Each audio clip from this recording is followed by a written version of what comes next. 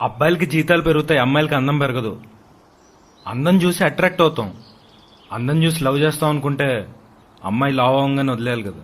C అమ్మాయిలు practically బొక్కుంటారు practical గా. నిజంగా ప్రాక్టికల్ గా ఉంటే రాంగ్ పర్సన్ సెలెక్ట్ చేసుకుని బ్రేకప్లు ఎందుకు చేసుకుంటారు? ముందేమో ఫ్యాంటసీ వరల్డ్ లో ఉంటారు. మీరు హై హీల్స్ వేస్తే గానీ 5'5" ఉండరు. మీకు మాత్రం ప్రభాస్ హైట్ ఉండాలి, మహేష్ బాబు లుక్ ఉండాలి, అఖిల్ కూల్ గా ఉండాలి. అఖిల్ అంటే మీవాడు కదా, హీరో అఖిల్. మీ కవర్ పిక్, డిస్ప్లే పిక్ వారం రోజులు పొగిడితే చాలు పడిపోతారు. ఒక 6 నెలలు గ్యాప్ ఇస్తే వాడు ఒక ఎదవని తెలుస్తుంది.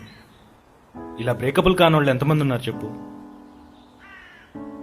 ఓ బ్రేకప్ అవ్వగానే లైఫ్ మొత్తం అర్థమైపోయినట్టు ఏదో బిల్డప్.